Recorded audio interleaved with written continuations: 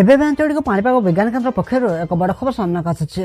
तेबे वर्तमान देख सूचना मिली बंगोपसागर में सक्रिय रही लघुचापर प्रभाव में दक्षिण भारत में वर्षा लगी रही बेले ओडिशा रे एहार विशेष प्रभाव ना कि बड़ वर्षार संभावना ना बोली स्पष्ट कर पाणीपाग विभाग।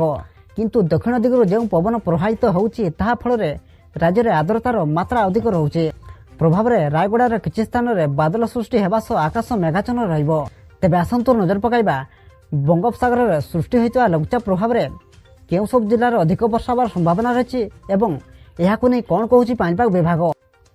संपूर्ण अपडेट जानिबा किंतु ता पूर्वरु वीडियो को गोटे लाइक करंतु और वीडियो टी आपण मानक सांगसाथी मानक अधिक अधिक मात्रा शेयर करंतु।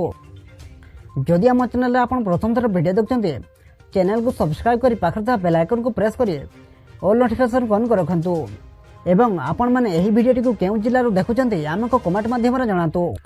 सूचना अनुसार आसंता 24 घंटा मध्य पुरी गंजाम गजपति रायगड़ा कोरापुट और मालकानगिरी गोटे किंबा दुईटी स्थान में हालुका वर्षा होवार संभावना रही बोली पाणीपाग विभाग कही।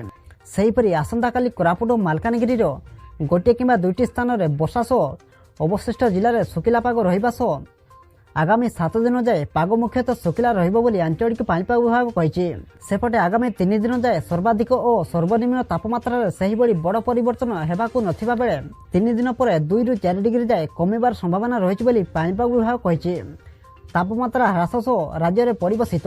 प्रथमे आभ्यंतरीण ओडिशा रे शीत हेबा सह परे अन्य अंचल में अनुभव हो बोली कही पाणीपाग केन्द्र। वर्तमान रातिर तापमात्रा स्वाभाविक ठारू 1 ରୁ 2 डिग्री पर्यंत अधिक रही। दिनर तापमात्रा स्वाभाविक को फेरुची।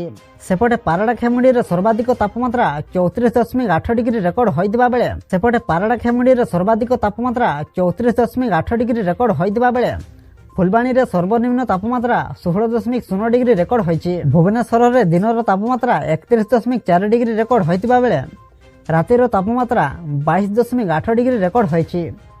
सेही बड़ी कटक रे दिनर तापमात्रा 29.8 डिग्री रेकर्ड होइदिबा बेले रातिर तापमात्रा 21 डिग्री रेकर्ड होइछि। ब्यूरो रिपोर्ट जागरण टीवी।